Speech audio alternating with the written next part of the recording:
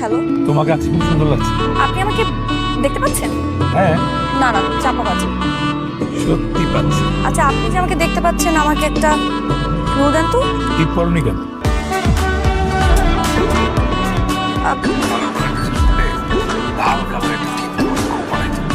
বুঝছো? মনে রেখো। আচ্ছা, ছেলেটা কি আমাদের কলেজের কেউ? হতেই পারে, আবার এমনও তো হতে পারে তোমার রূপকথা সেই রাজপুত্র। কালো কালার ড্রেসের সাথে লাল কালার একটা টিপ তোমাকে খুব মানায়। আমি আপনাকে দেখতে চাই। কি দরকার? যেভাবে চলছে মন্দ কি? দেখা না গেলে কিন্তু কল রিসিভ করবো না। ঠিক আছে, তাহলে এক ধরো দেখা ধরা দিচ্ছি। কেন? কারণ আমাদের এই কাহিনীটা কথা বলতে এভাবেই চলবে। কিন্তু রূপকথার জগৎ থেকে কখনো না কখনো ঠিকই বাস্তবে ফিরে আসতে হবে। যখন প্রয়োজন হবে তখন আসবে। তাহলে এখন আসেন। এখন প্রয়োজন নেই। আমি যে আছি সেটা তোমাকে কিভাবে? আজকে রাতে 12টা। আমি আপনাকে চিনব কিভাবে?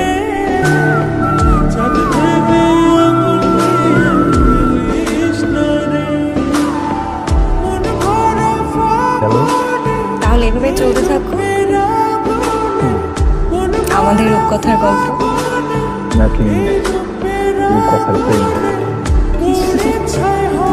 আমার রূপেক্ষণগুলো যেদিন তুমি ছেড়ে দেবে, সেদিন তুমি রূপকথার রাজকুমার হয়ে যাবে।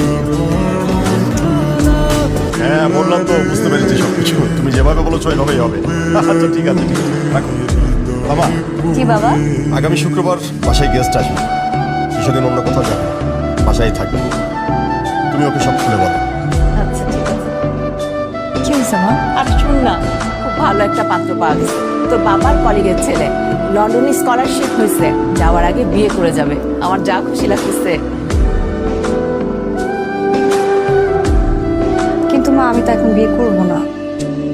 আগে আমি পড়াশোনা শেষ করি। বেশি কথা বলিস না তো।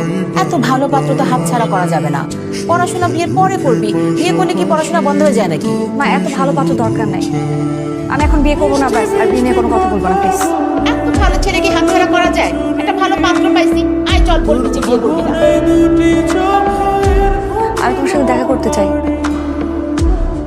কি দরকার? কথার মতো আমাদের প্রেম চলছে, ভালোই তো লাগছে। রূপকথা থেকে এখন বাস্তবে ফিরে আসতে হবে। আমি সিরিয়াস। কি হয়েছে বলো তো? দেখো, খুব সব বলবো। হ্যালো, কোথায় তুমি? আমি চলে আসছি, তাড়াতাড়ি আসো। আমি তো আসি।